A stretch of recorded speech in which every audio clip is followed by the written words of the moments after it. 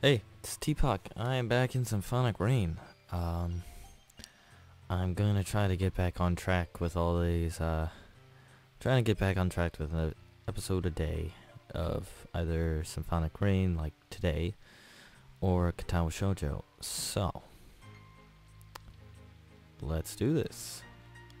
I waited for fall to arrive in the alleyway in front of Coper. A cursory glance through the window at the clock on the wall inside told me it was still 10 minutes shy of the appointed time. I thought I left on the early side, but since I always kept her waiting in the practice room, I figured I would switch our roles for once. From my sheltered location, I killed the time gazing at the raindrops clattering on the pavement. Going over a music sheet in my head was generally a good way to deal with boredom. After the umpteenth time I passed at a random passage to glance at the clock inside, I suddenly noticed someone unexpected. Fall? Fall now took notice of me with surprise written over her face. Not sure whether it was okay for me to go in, I just kept standing where I was for now. Soon enough, the door to the establishment opened and Fall, donned in casual attire, addressed me.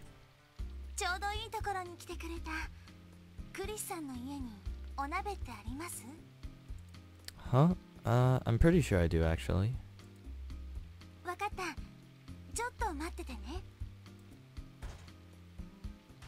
With that, the girl disappeared back inside. A saucepan? Is she gonna cook lunch or whatever? Peeking inside once more, I was no longer able to spot Fall. I absently noted that the clock was now pointing at our appointed time. Pointing at our appointed. That sounds repetitive.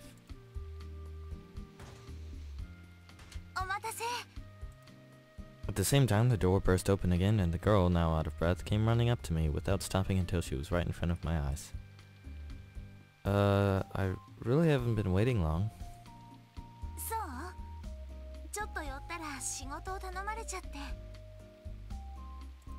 Ugh, it's always like that with you, isn't it? Despite saying that, Fall didn't appear too bitter about it. Which might have been exactly why people asked her for her assistance so often. So, what did you come here for? Not to have lunch? And what's this about a saucepan? With a cryptic smile, Fall produced a package wrapped in oiled paper from the bag she had been holding behind her back. What's that?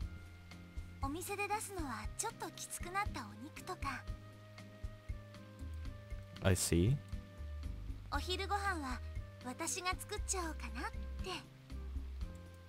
Well, if it's not good for the restaurant. Sure you can.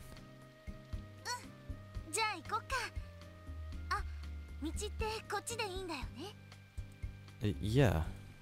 Fall briskly pressed forward towards the three-forked road which we had parted on back when we first met. Had she always been this kind of girl? I think Chris is getting second doubts. I'm not, however. I'm home. I raised my voice to a level just shy of seeming unnatural, unsure whether it would reach Forney's ears. Fall laughed lightly at that. It's a habit, don't mind it. I handed the bemused girl a towel lying near the front door. I then took the second towel Forney had tactfully prepared for us and dried my hair with it. Fall did the same, after which she began surveying my room with wonder. What?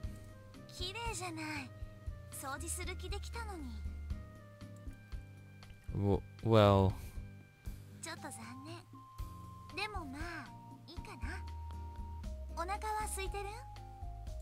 Somewhat, I guess.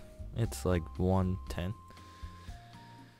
I had a habit of skipping breakfast, and with the possibility of having lunch out in mind, I had gone out on an empty stomach.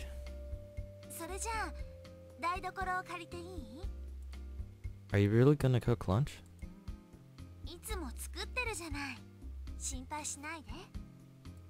That's not what I'm worried about, of course. Never mind.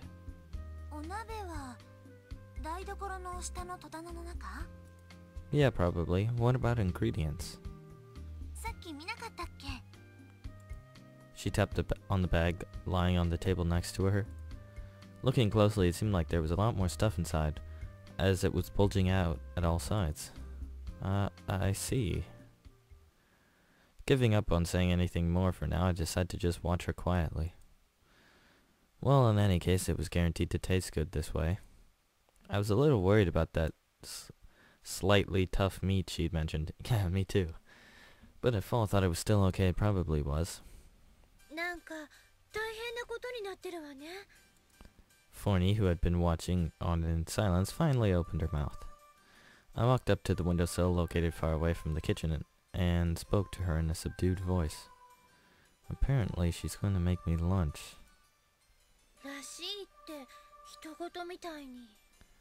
She was pretty forceful about it. I had no chance to refuse. While deciding just to wait for Fall to finish was fine and all, I wanted to at least have something to do in the meantime, so I decided to clean up the table a bit. I had already tidied up everything within eyesight at last night and this morning, so it wasn't much of a chore. Since my offer to help was refused, I ended up spending my time idly. I tried communicating with Forney, now situated on top of the table, but by only nodding and shaking my head. She would ask me with slight cynicism, and she would say in a cheerful tone, and I would try to answer her each time. Before I realized it, nearly an hour had passed. I actually didn't... Oh, and exactly an hour had passed.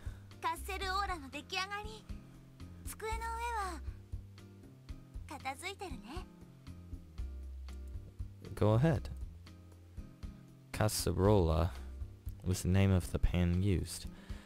It was also the popular name for food prepared in such a pan. After Fall took a seat, I took my cue and sat down opposite from her. Forney grimaced from the hot air of the pan blowing in her face, but kept looking on with great interest at the source of the nice smell permeating the room. Despite not eating, it appeared she harbored an interest in food regardless. Okay. Nah, it's just that while I make simple meals myself, I never imagined I'd ever get to eat such a full-blown course in this room.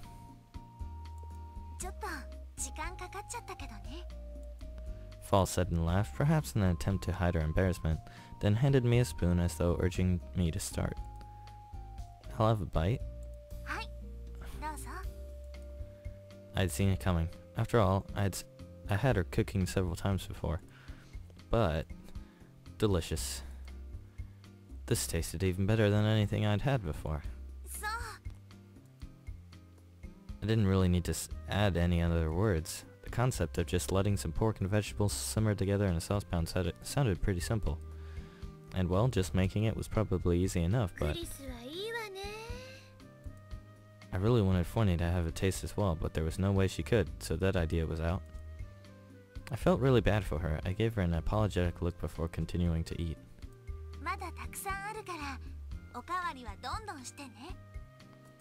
Thanks. There's no problem with saving them for leftovers either. Save for one rather sullen Forney, it had been a pretty delightful meal. Now that food is gone. Since Forney had nothing to do or say, she asked me to bring her back to the windowsill. I had made up an excuse to fall and carried her there. After we finished eating and cleaned up the table, we went back to sit in our previous positions to let the food digest. That was great. With hands clasped together under her chin, Fall kept her gaze fixed on me, never letting her smile wane. Right, thanks.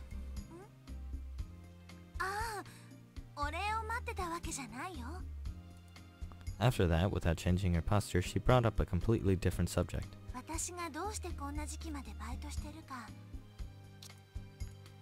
Sure, I pondered that a number of times. and I had my own predictions about it.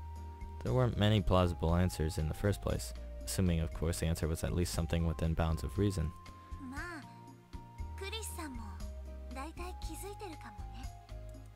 I don't know if I have.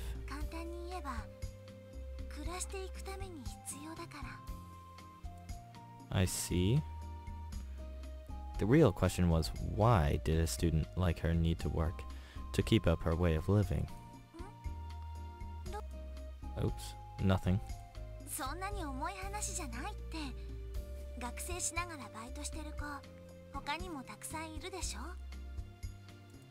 Yeah, I've heard about that. It probably popped up sometime during everyday conversation with the Sino or Torta.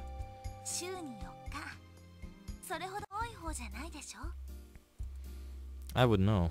I don't even work once a week.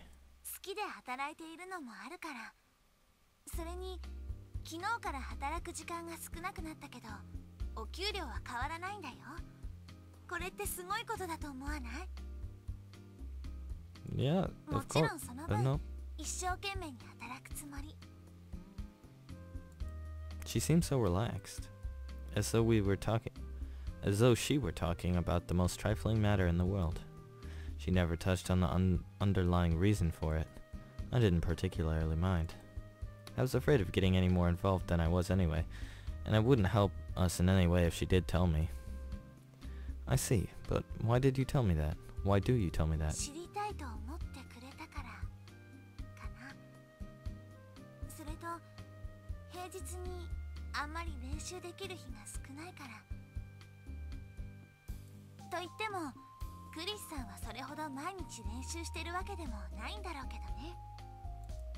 So that was what she was concerned about. Compared to her own diligence, just how lackluster did I come across to her? I guess not. I replied, matching my tone to the same degree of playfulness as hers. Then I suddenly recalled what her first words had been. Because you expressed interest in my situation. Had I really wanted to know about Fall so badly? Was it mere curiosity? Or perhaps...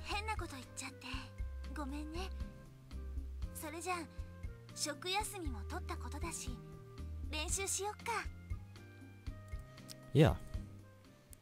Oh. Am I gonna play? I jumped up from my seat energetically in an attempt to change the mood, and approached my Fortelle. Forney, who should have been idling around the windowsill, was looking at me with a serious expression on her face. I approached her under the pretense of going to look outside the window, then waited for her to continue. I gave her a heartfelt nod and went to sit behind my Fortelle.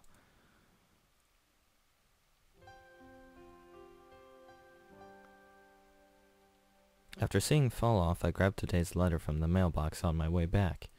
The scent of casserola still permeating the room invaded my nostrils once again. I wasn't opposed to eating the same thing twice in a row, so I decided to have the remains from this afternoon for dinner. We had lunch pretty late, so I wasn't really hungry yet. Wait, had Fall left? Did I just say Fall left?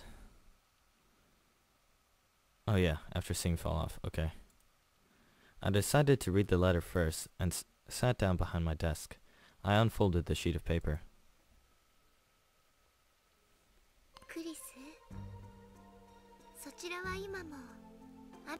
Oops.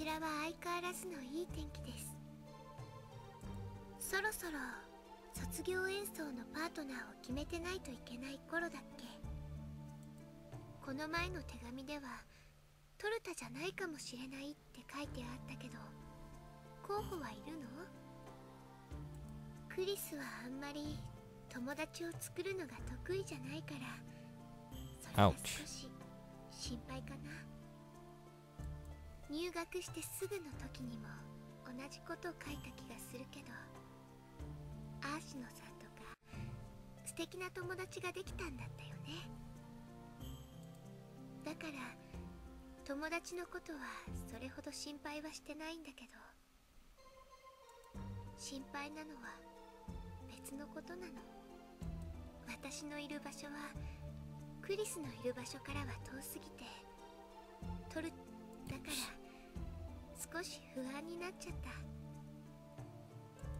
候補で女の子がいるって聞いちゃったから。しかも可愛くていい子なんだってね。確率で言ったら半分だから、別に女の子でも責める気はないよ。でもね、やっぱり少しだけ不安なの。だから愚痴みたいになっちゃったけど、ここにそんなこと書いても許してくれるよね。それと残念なお知らせが一つ。 Bet she got fired. 今年はやっぱりそっちには行けそうにないかな。 I was way off. 私もここに勤めてからクリスの学生生活と同じ約3年が過ぎました。努力もしてるし、好きなことでもあったから、最近では最初から最後の工程までを任されたり、新人さんの教育まで任されてます。年末は特に忙しいから抜けられそうになくなっちゃった。会えないのはすごく残念。でもクリスも卒業演奏の練習で忙しいみたいだし、今回は我慢するね。よく考えてみれば、そんな我慢ももうすぐしなくなるんだね。その日が来るのを待ち遠しく思います。それじゃあまた次の手紙で。追記。パートナーが誰になるにしても、トルタには一番最初に教えてあげてね。あの子はいつだってクリス、そばにいられない私の代わりにクリスのことを任せてるんだからね。アリエッタ。